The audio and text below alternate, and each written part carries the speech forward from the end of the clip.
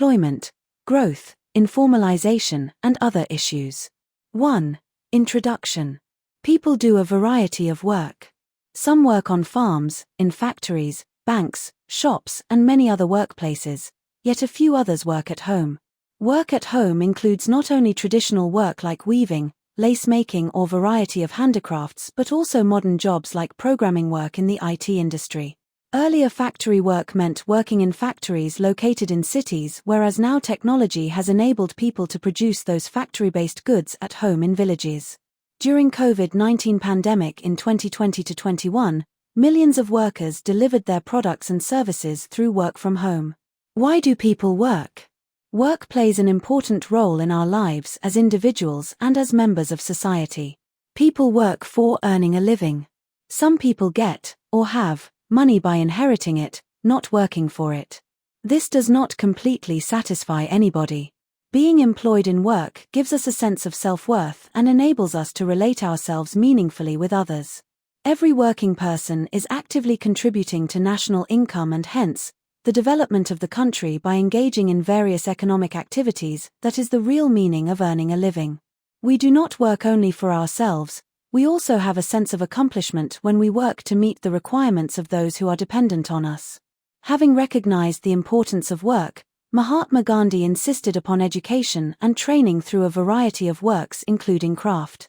Studying about working people gives us insights into the quality and nature of employment in a country and helps in understanding and planning our human resources.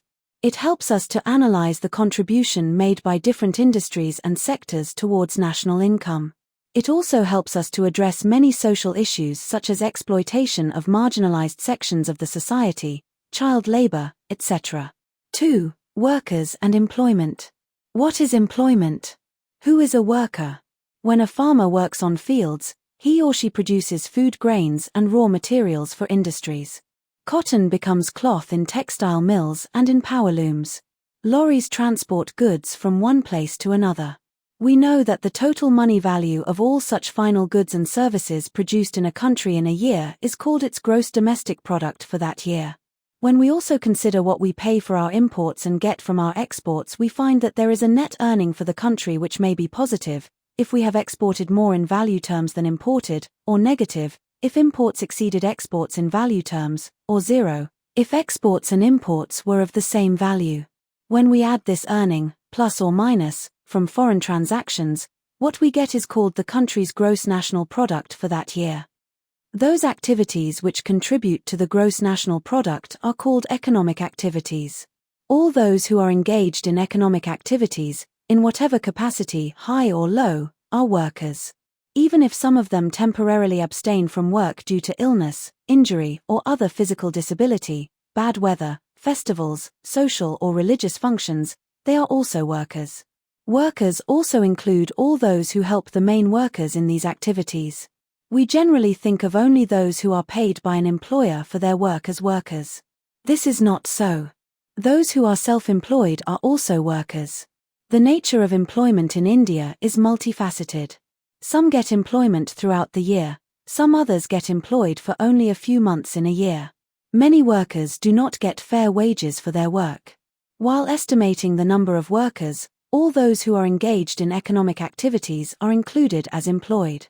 You might be interested in knowing the number of people actively engaged in various economic activities. During 2017-18, India had about a 471 million strong workforce. Since majority of our people reside in rural areas, the proportion of workforce residing there is higher. The rural workers constitute about 2/3 of this 471 million. Men form the majority of workforce in India.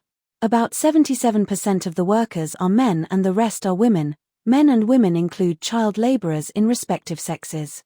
Women workers account for 1/4 of the rural workforce, whereas in urban areas, they are just 1/5 of the workforce.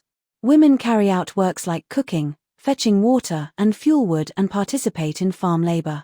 They are not paid wages in cash or in the form of grains, at times they are not paid at all. For this reason, these women are not categorized as workers. Economists argue that these women should also be called workers. What do you think? 3. Participation of people in employment. Worker-population ratio is an indicator which is used for analyzing the employment situation in the country. This ratio is useful in knowing the proportion of population that is actively contributing to the production of goods and services of a country. If the ratio is higher, it means that the engagement of people is greater. If the ratio for a country is medium or low, it means that a very high proportion of its population is not involved directly in economic activities. You might have already studied, in lower classes, the meaning of the term population. Population is defined as the total number of people who reside in a particular locality at a particular point of time. If you want to know the worker-population ratio for India, divide the total number of workers in India by the population in India and multiply it by 100, you will get the worker-population ratio for India. If you look at Table 6.1, it shows the different levels of participation of people in economic activities. For every 100 persons, about 35, by rounding off 34.7, are workers in India. In urban areas, the proportion is about 34, whereas in rural India, the ratio is about 35. Why is there such a difference? People in rural areas have limited resources to earn a higher income and participate more in the employment market. Many do not go to schools, colleges, and other training institutions. Even if some go, they discontinue in the middle to join the workforce. Whereas, in urban areas, a considerable section is able to study in various educational institutions. Urban people have a variety of employment opportunities. They look for the appropriate job to suit their qualifications and skills. In rural areas, people cannot stay at home as their economic condition may not allow them to do so. Compared to females, more males are found to be working. The difference in participation rates is very large in urban areas. For every 100 urban females, only about 14 are engaged in some economic activities. In rural areas, for every 100 rural women, about 18 participate in the employment market. Why are women, in general, and urban women, in particular, not working? It is common to find that where men are able to earn high incomes, families discourage female members from taking up jobs. Going back to what has already been mentioned above, many household activities done by women are not recognized as productive work. This narrow definition of work leads to non-recognition of women's work and, therefore, to the underestimation of the number of women workers in the country. Think of the women actively engaged in many activities within the house and at family farms who are not paid for such work. As they certainly contribute to the maintenance of the household and farms, do you think that their number should be added to the number of women workers? 4. Self-employed and hired workers. Does the worker-population ratio say anything about workers' status in society or about the working conditions? By knowing the status with which a worker is placed in an enterprise, it may be possible to know one dimension, quality of employment in a country. It also enables us to know the attachment a worker has with his or her job and the authority she or he has over the enterprise and over other co-workers. Let us take 3 workers from the construction industry: a cement shop owner, a construction worker, and a civil engineer of a construction company. Since the status of each one of them is different from another, they are also called differently. Workers who own and operate an enterprise to earn their livelihood are known as self-employed. Thus the cement shop owner is self-employed.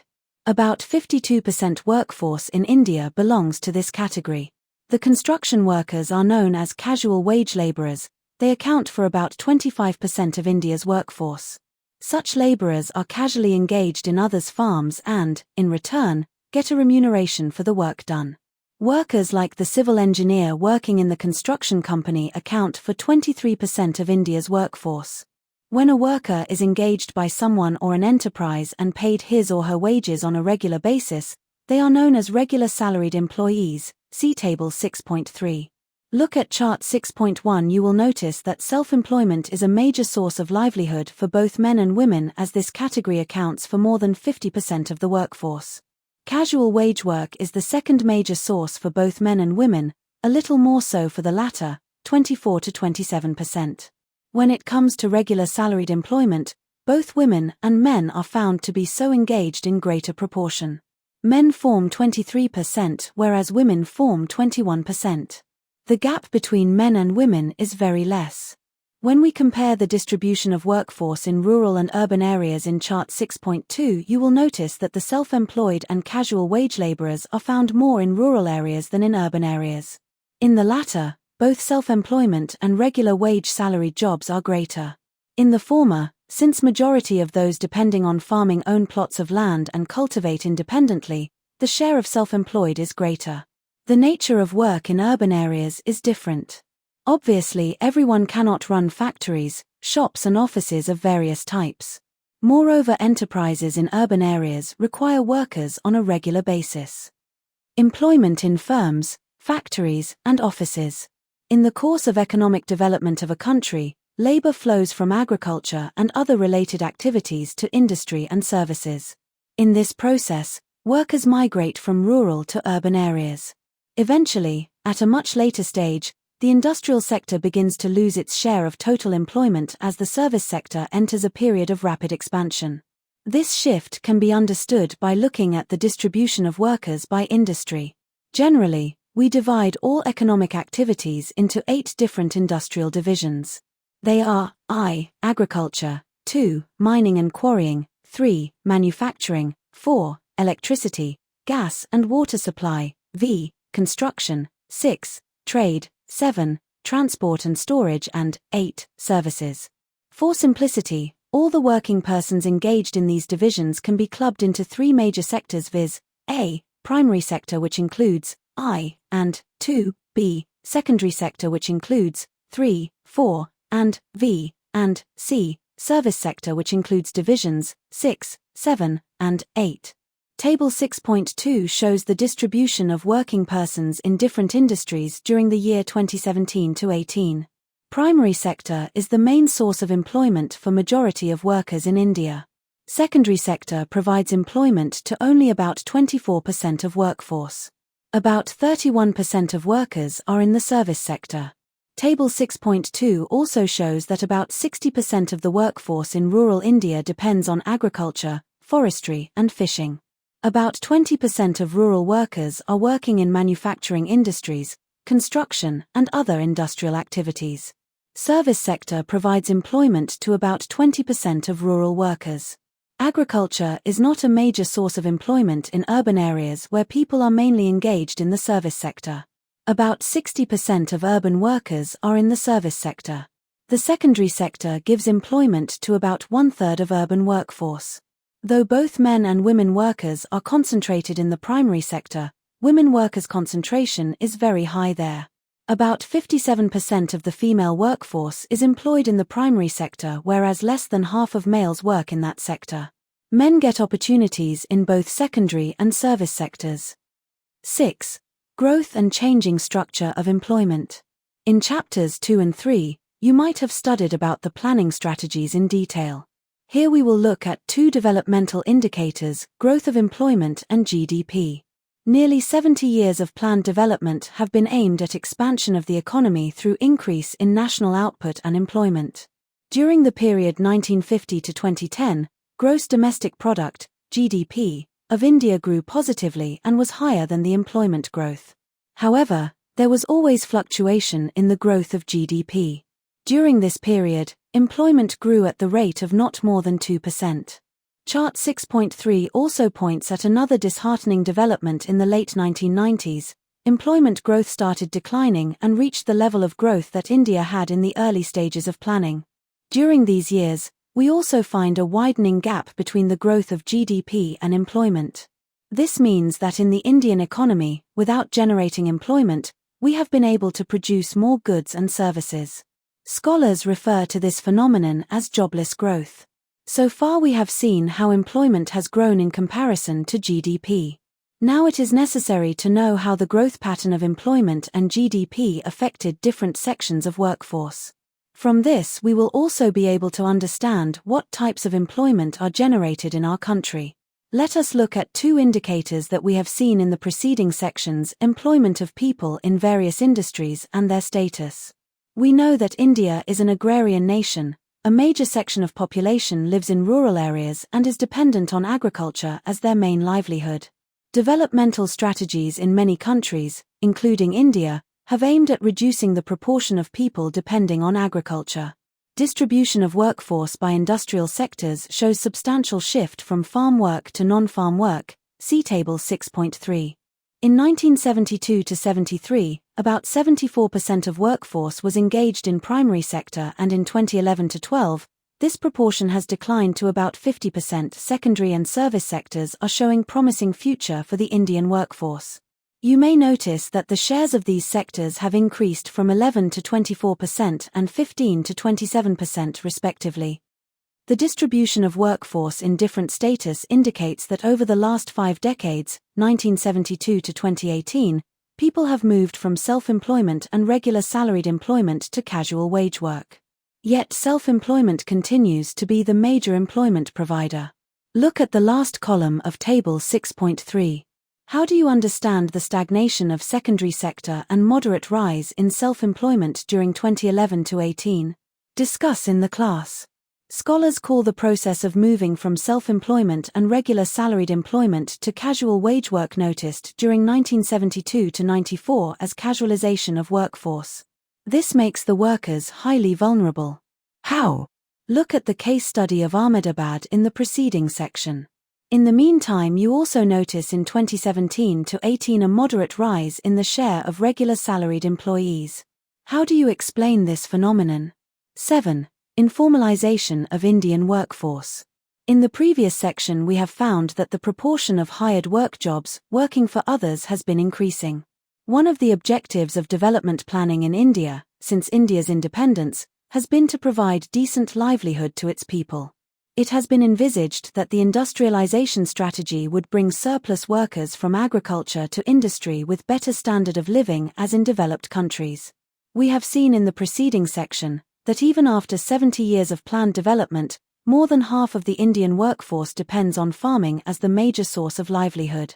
Economists argue that, over the years, the quality of employment has been deteriorating. Even after working for more than 10 to 20 years, why do some workers not get maternity benefit, provident fund, gratuity, and pension?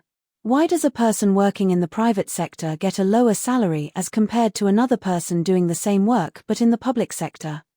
You may find that a small section of Indian workforce is getting regular income. The government, through its labor laws, enable them to protect their rights in various ways. This section of the workforce forms trade unions, bargains with employers for better wages and other social security measures. Who are they? To know this, we classify workforce into 2 categories: workers in formal and informal sectors, which are also referred to as organized and unorganized sectors. All the public sector establishments and those private sector establishments which employ 10 hired workers or more are called formal sector establishments, and those who work in such establishments are formal sector workers. All other enterprises and workers working in those enterprises form the informal sector. Thus, informal sector includes millions of farmers, agricultural laborers, owners of small enterprises and people working in those enterprises, as also the self-employed who do not have any hired workers. It also includes all non-farm casual wage laborers who work for more than one employer, such as construction workers and headload workers. You may note that this is one of the ways of classifying workers. There could be other ways of classification as well. Discuss the possible ways in the class. Those who are working in the formal sector enjoy social security benefits. They earn more than those in the informal sector.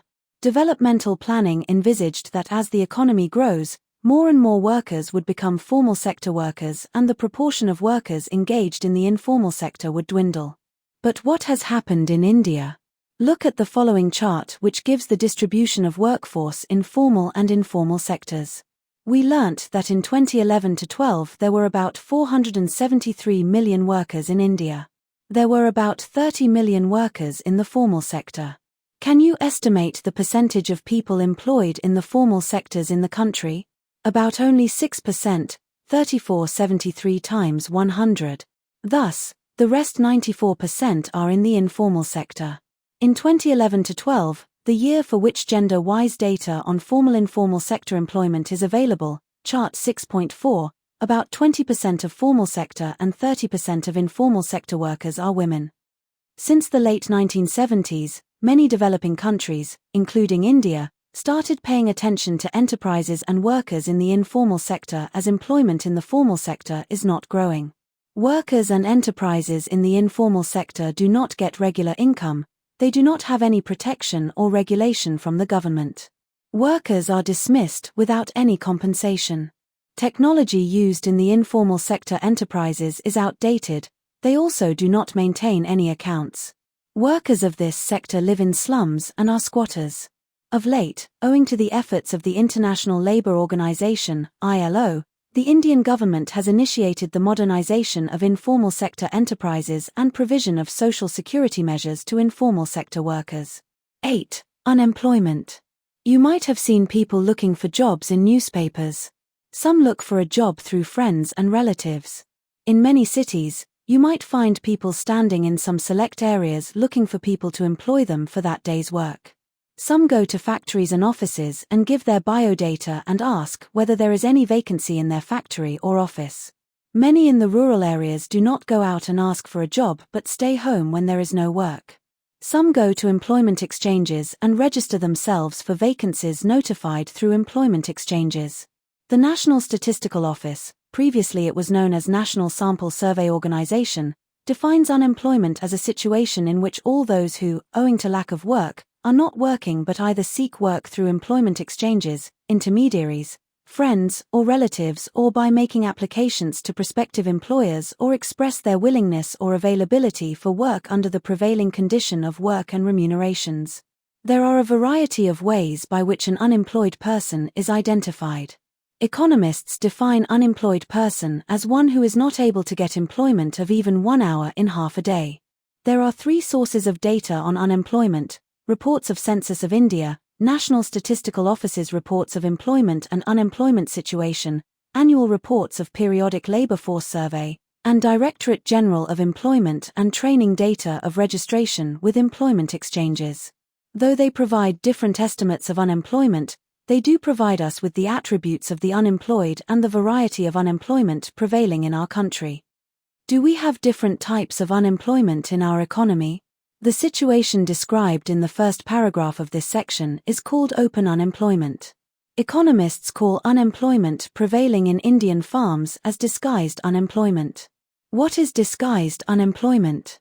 Suppose a farmer has 4 acres of land and he actually needs only 2 workers and himself to carry out various operations on his farm in a year, but if he employs 5 workers and his family members such as his wife and children, this situation is known as disguised unemployment. One study conducted in the late 1950s showed about 1/3 of agriculture workers in India as disguisedly unemployed. You may have noticed that many people migrate to an urban area, pick up a job and stay there for some time, but come back to their home villages as soon as the rainy season begins. Why do they do so? This is because work in agriculture is seasonal. There are no employment opportunities in the village for all months in the year. When there is no work to do on farms, people go to urban areas and look for jobs. This kind of unemployment is known as seasonal unemployment. This is also a common form of unemployment prevailing in India. Though we have witnessed slow growth of employment, have you seen people being unemployed over a very long time? Scholars say that in India, people cannot remain completely unemployed for very long because their desperate economic condition would not allow them to be so.